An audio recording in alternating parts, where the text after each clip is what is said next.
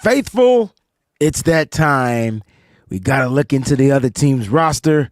We got to dig into their dangerous players offensively and defensively. Mike, you ready to chomp this down, baby? You bam right.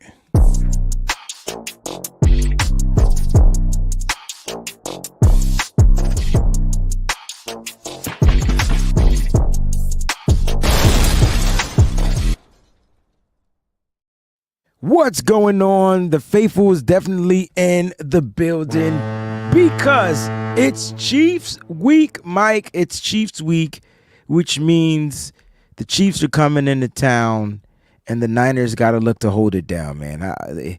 How you feeling on a Wednesday before the Sunday of the team that we can't beat? It depends on what you're asking me. Are you asking me how I feel about the game going into the game, or are you asking me how I feel about the Niners? Because it's two different feelings. I mean, how you feeling about the Niners right now? Okay. I'm feeling the Niners. I'm feeling John Lynch swag, right? So we had some big trades happen this week. It's like, oh, man, bam, Devontae Adams. Oh, man, bam, Amari Cooper. Niners, do something. He said, I'm not going to do one move. I'm going to do two. He signed Tucker Carlson or Carlson Davis or some Carlson kicker dude, right?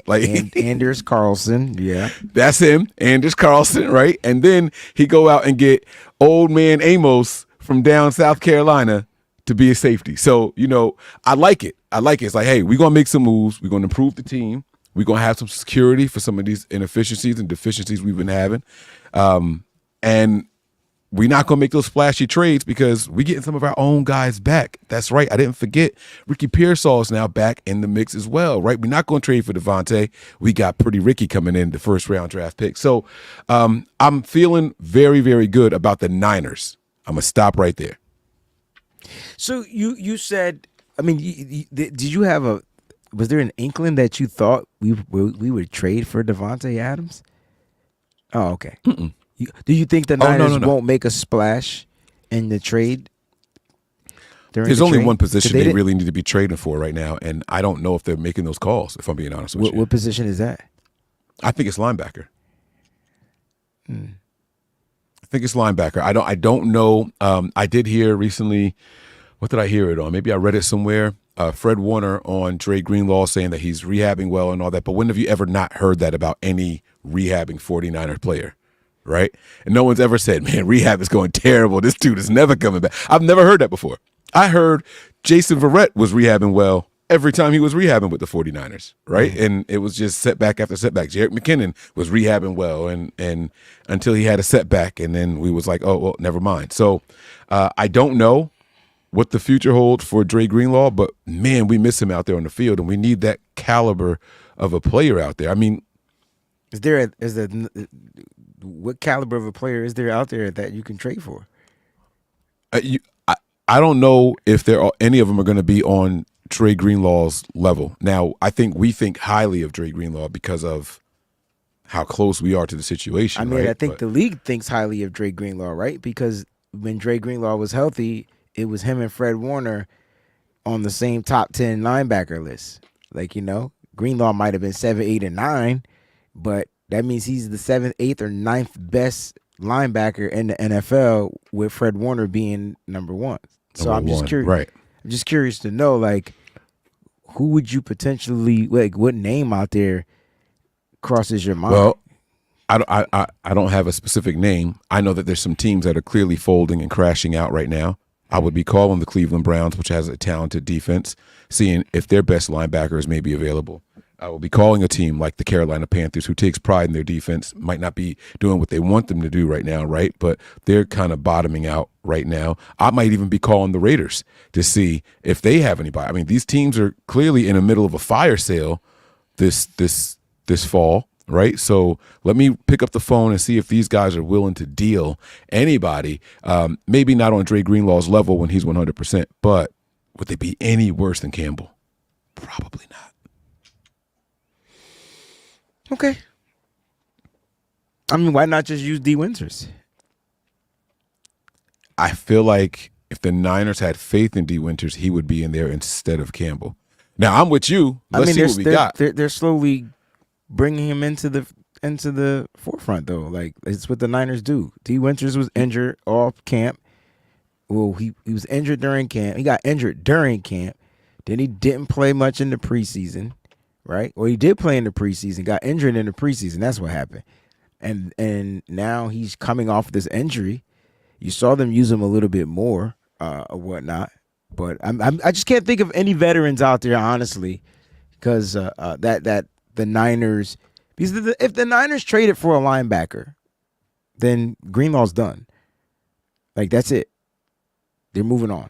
Moving forward. So you're, even though this is his last season under contract, right? Isn't Absolutely. It will be his last season under the contract. The Niners are clearly saying if they trade for a linebacker at that caliber, like, you know what I'm saying, where they got to give up some talent or a pick or some capital, you know what I'm saying? If it costs him a fourth, that's not a whole lot, is it? It is. You can get a good linebacker for a fourth, right? Not a good linebacker. Absolutely not.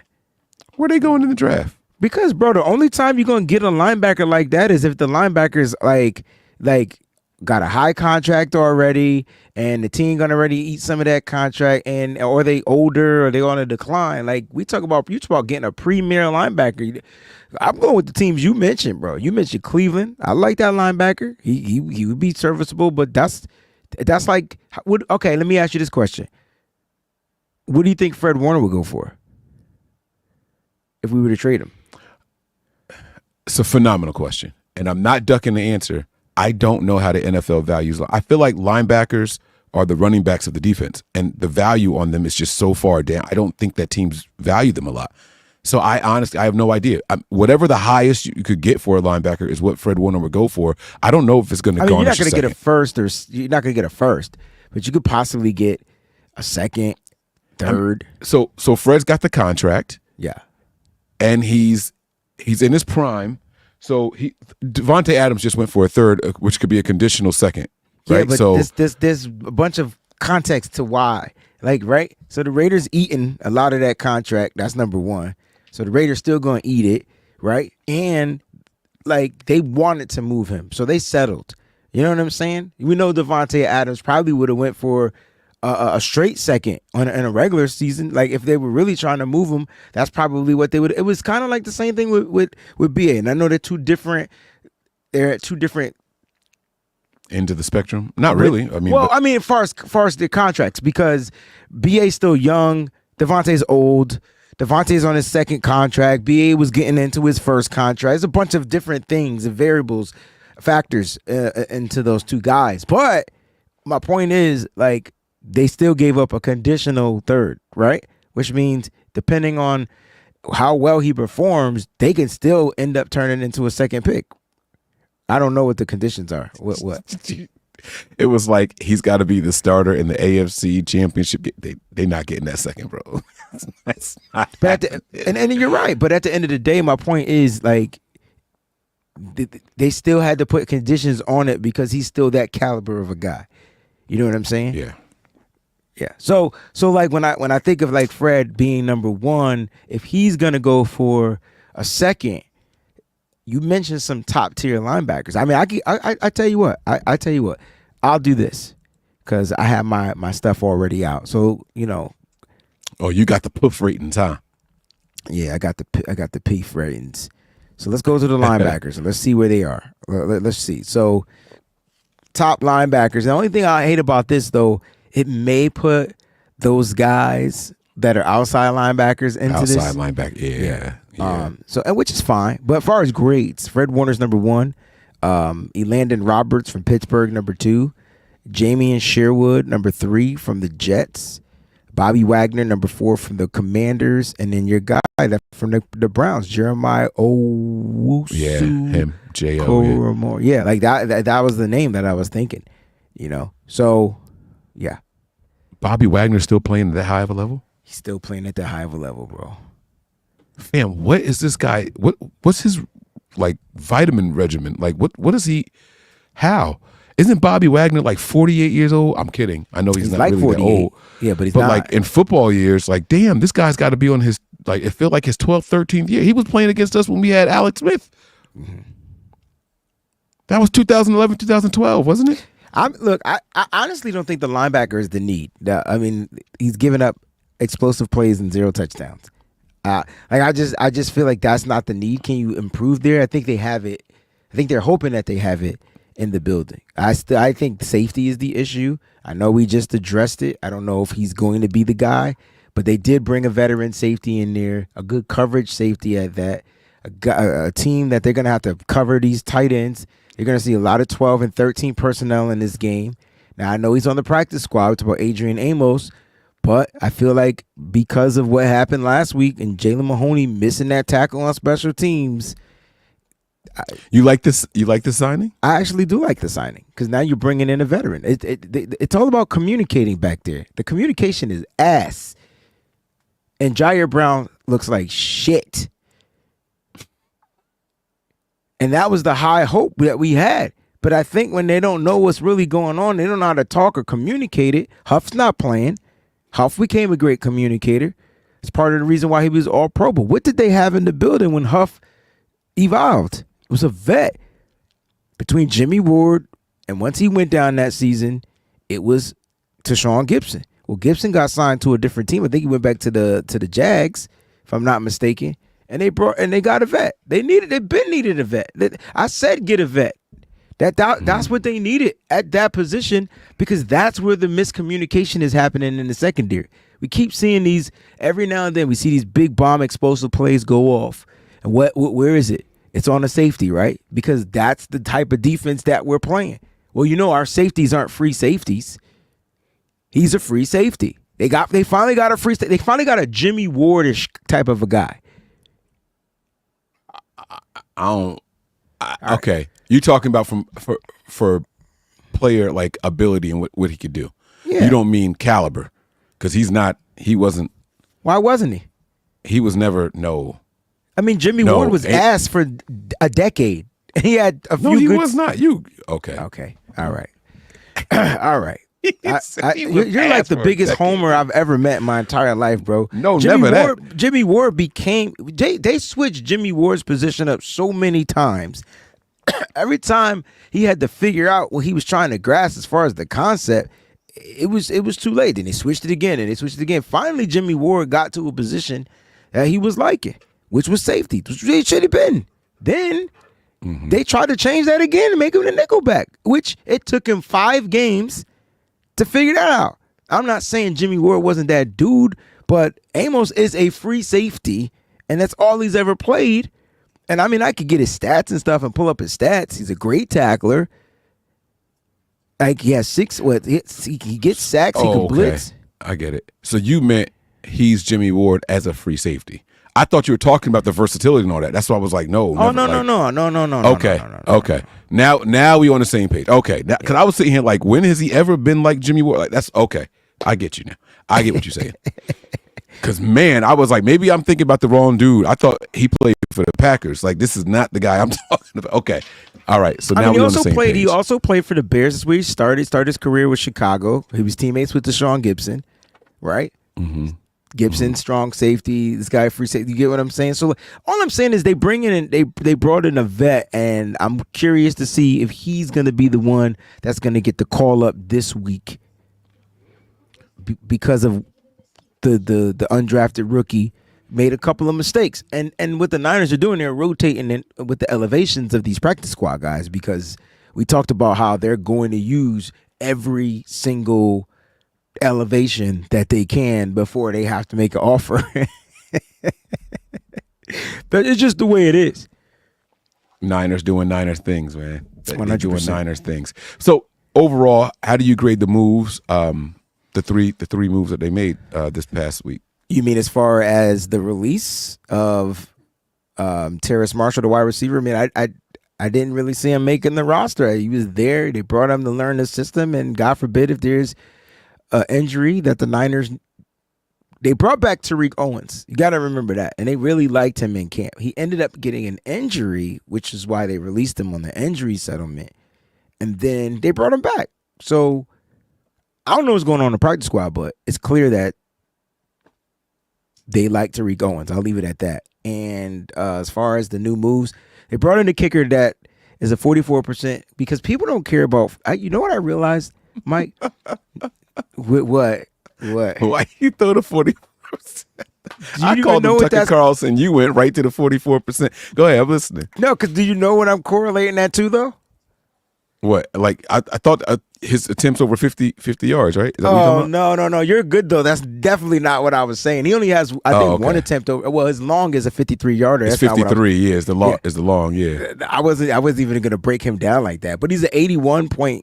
He's an 80% field goal kicker, 80, almost 85% field goal kicker, sort of like Jake Moody. 80%. He's a worse extra point kicker than he is a field goal kicker. Make that make sense. But he's 44% in kicking the ball into the damn end zone. And that's the only thing 49er fans care. Our special teams is that bad that they only need the kicker to kick the ball into the end zone. That is bad. That's bad. Now, I think he's on the practice squad. I hope Matthew Wright's good to go, but Matthew Wright can't kick it into the end zone either. So it's crazy, you know, and Jake Moody was struggling with it too. So at this point, I don't know, man. Special teams can't afford to give up an explosive play to whoever's on the Chiefs special teams at the time. It could be McCole Hardman. It could be somebody that they want to utilize.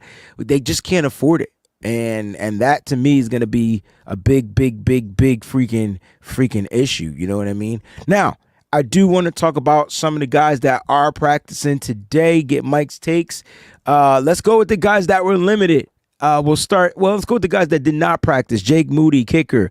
Matthew Wright, kicker. So both kickers. All right. Wide receiver Jawan Jennings did not practice today. He has a hip injury he's dealing with. Defensive tackle Malik Collins, knee injury. Defensive end Leonard Floyd, vet day. All right, here's who was limited. Running back Jordan Mason, safety Malik Mustafa, wide receiver Deebo Samuel, wrist. All right, and defensive tackle Jordan Elliott. They were limited. Everybody else was a full go.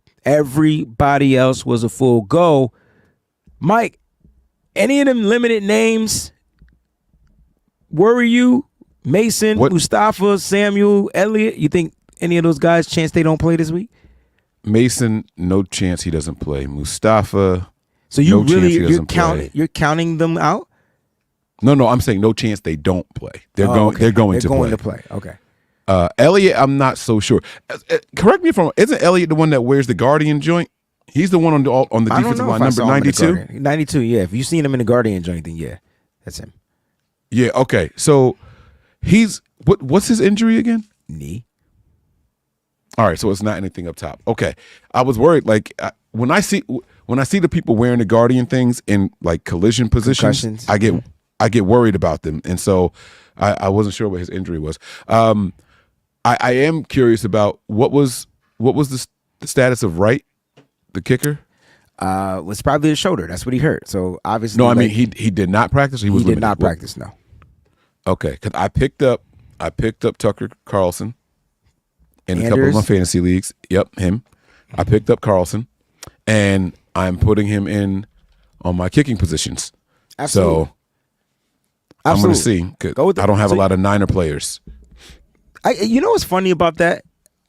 I wouldn't be surprised in this matchup if the Niners only attempted one field goal in this whole game. Wait, just one? Just one. Everything else would be touchdowns. I just got a weird feeling that everything we've seen up until this point, I think the Niners fix red zone issues. I think the Niners fix a lot of stuff. I think their confidence is a little different than the fans. I just do. You sound like you confident going into this game if you think we only kick in one field goal. The funny thing is I know I have us losing this game because that's what I had us losing. But my confidence is different. Like I feel I don't like. Is it okay if I change up that? Nah. I predicted that, but yeah, that was then. This is now. I feel like us going through the fire. I feel like they're a different team coming out of that fire, bro. I don't know if the Seahawks are a fire. I understand you're going off the base of the competition, but for me, it's about you getting right. Like, and whoever you got to play to get right against, to get that momentum, to get the mojo flowing, that's what you got to do. We just had to happen to have the Seahawks. It was a divisional game, and we know those are wishy-washy. They can go either way. It's just how it is, the way of the world. we took care of them. Whether they're good or not, we took care of them. And I know a lot of people feel like they didn't play anybody, but we ain't play nobody neither, but we beat their ass. So at the end of the day, we beat a team's ass who didn't play nobody. So we should be, I'm not saying we should hang our high up and say, hey, we the champs. Nah. Even if you beat this team that's 5-0, like, what does it prove other than the fact, we finally beat the Chiefs? But guess what? The Chiefs missing this guy, they're missing this guy, they're missing this guy, they're missing this guy. So, like, at the end of the day, we it's beat damned if you do, damned if you don't. Yeah, right? So just go out there and just beat the snot out of the team you got in front of you. That's it. That's the goal. They've played the Saints, the Chargers, the Falcons, the Bengals, the Ravens. First was Ravens. First game. Yeah. The Chiefs and won that went down to the toe. wire. I remember that touchdown. Yes, they won by the toe. Then they played the Bengals, who the Bengals just weren't clicking yet. A 1 point game. Yeah. No T. Higgins. Still and haven't been able to establish to run the ball. This was the late penalty that extended the drive for the Chiefs, right? Absolutely.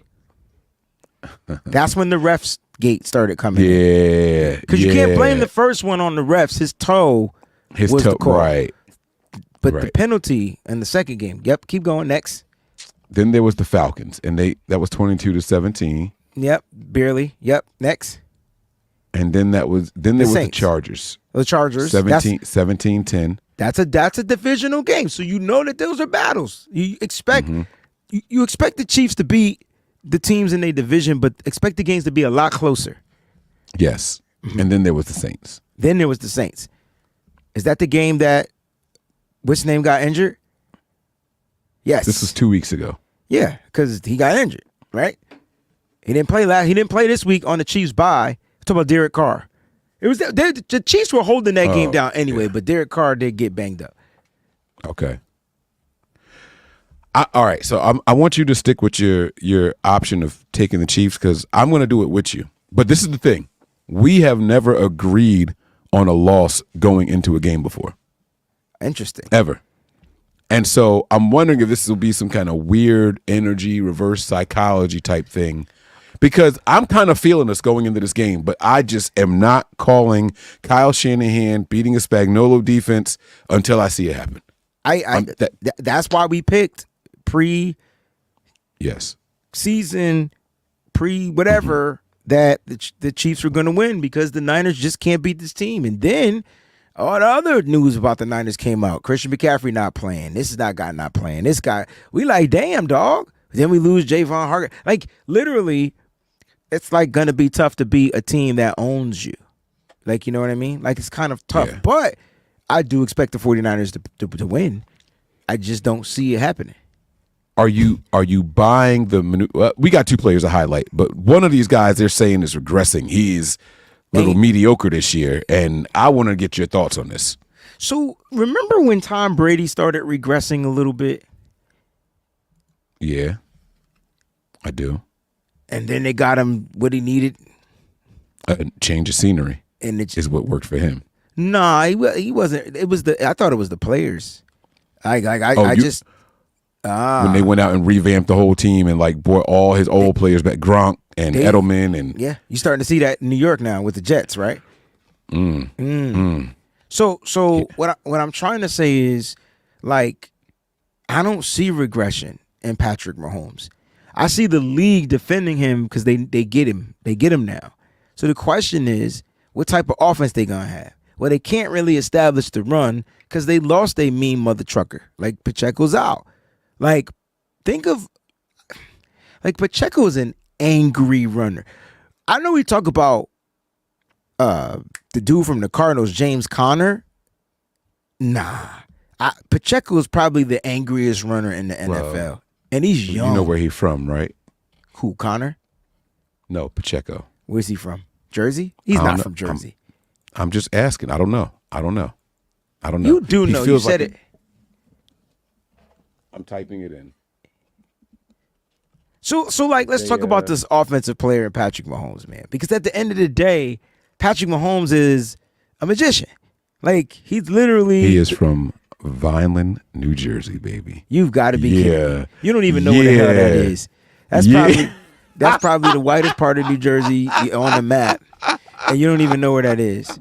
You know what I mean? But he's that's from why Jersey. he played the way he played. Yeah, Yo, he went to Rutgers, if I'm not mistaken. Have though, you right? ever watched him like run like with the football, like not against He us, runs like, hard. He just runs hard, bro. Yeah, And so yeah, he's not he runs there, hard. and so I feel like that changes up their offense, right? Even when he was there, like and so now it's like, you know, Patrick Mahomes lost his option down the field, and he's got new guys he's got to work in. I just feel confident that at some point they're gonna get it together. I mean, it's Andy Reid, it's Patrick Mahomes, it's new pieces, and the best that they've looked on the football field was when they signed Juju. So I will say this as far as their offense. I will say this. Y'all can say that Patrick Mahomes is regressing all you want, but don't forget that he still owns the San Francisco 49ers, literally. And no matter how bad they look prior to playing the 49ers, They play their best game against the 49ers. That's my point. every time. 40-40 club. ESPN on the screen. I'd be like, what? They barely scored. This team averages 23.6 points per game. If they score over 23 points, our defense gets up like 20. If they score over that, I'm going to be pissed. Do you understand what I'm saying? They about to go crazy, man. Hey, I'm starting Travis Kelce in fantasy.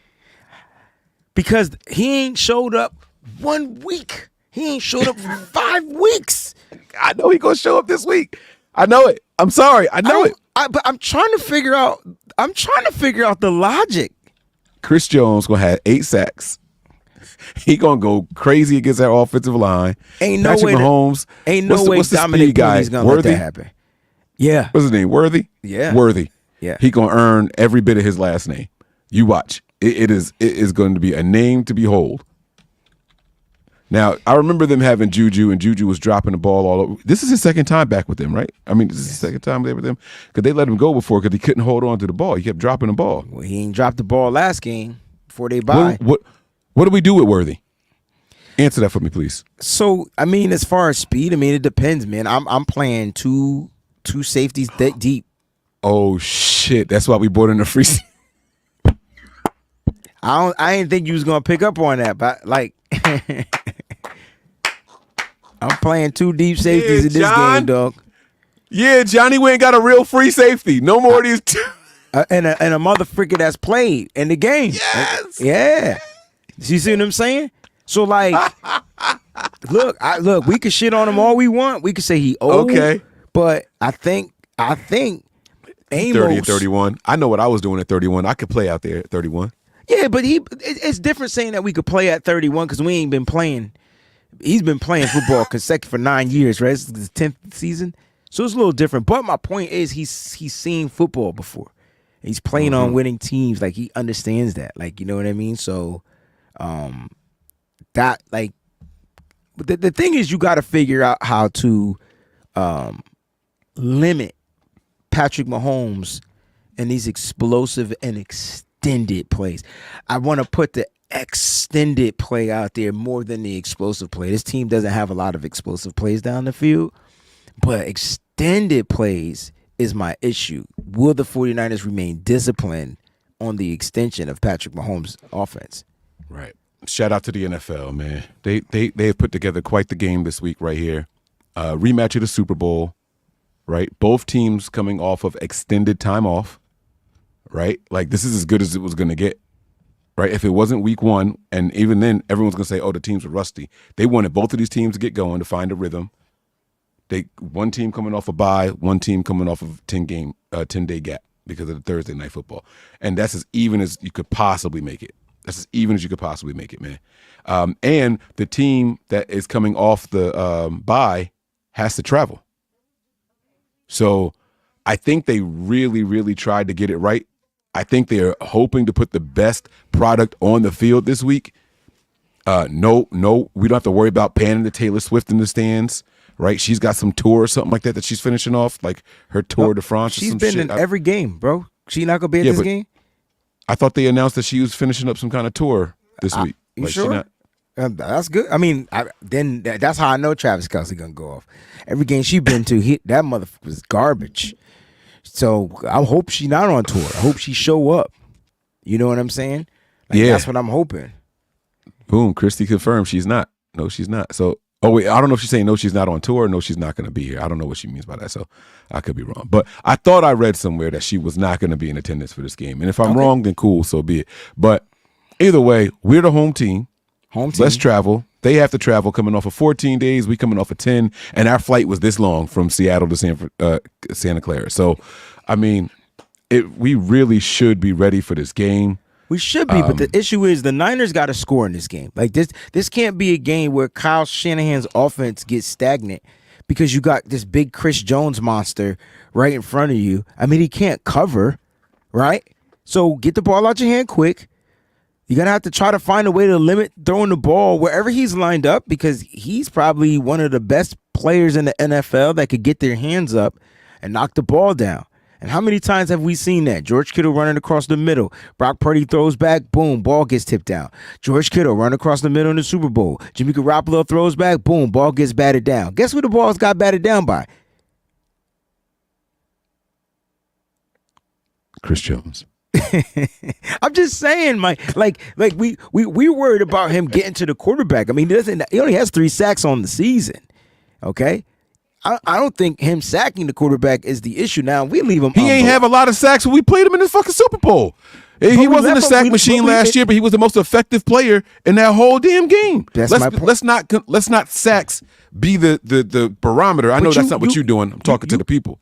Oh, but you mentioned sacks earlier. You said he's gonna have 8 sacks. I know he was exaggerating, but I was saying, like, I don't expect him to get the sacks. I expect him to be the most disruptive player on their defense because that's who they are. This is what allows Steve Spags to be relentless on the defense. They're gonna blitz. We talk about blitzing.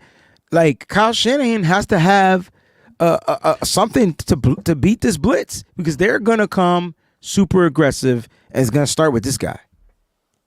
Last question for you on this game, specifically about our offense versus their defense.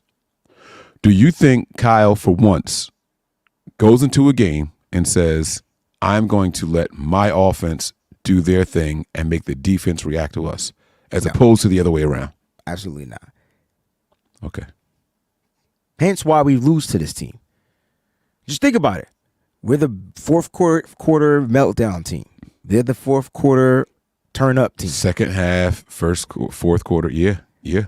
Not even just second, like literally fourth quarter. You know, third quarter can be stagnant as a mug. It could just be both teams playing good defense and nobody scoring. And then here come the fourth. But that's why I was saying, every team has scored on us going into halftime. Their last possession going into halftime, the Niners have not stopped anybody all year long. Every game. How concerned are you in Nick Sorensen's defense limiting what Patrick Mahomes could do? They don't have a super strong run game, but they do have a veteran back there named Kareem Hunt. Nick Sorensen versus Andy Reid. The math don't need the math, bro. What are we talking about here? What are we talking about here? We really want to have this conversation? This is supposed to be a 49ers positive show. No, it ain't. We talk about who we scared of. I don't know what's positive about that.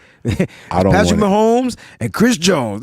Like, these two players are the wreckers. They're the home wreckers. Mm-hmm. They're entering our home, and these two players can be. Patrick Mahomes can literally be losing by 17 points and find a way to win. They're the only team I know with a 17-point play in the playbook. Like, Andy Reid got one of them. He got one. And I know a lot of 49er fans are going to be like, yo, these dudes, man, they don't got no faith. No, we got the faith. Faith without works is dead, my guy. You got to read the whole scripture. Whole scripture. Got to put in the work. 49ers can't afford to do some things. Some of the things they've been doing. And you know what we really still struggling?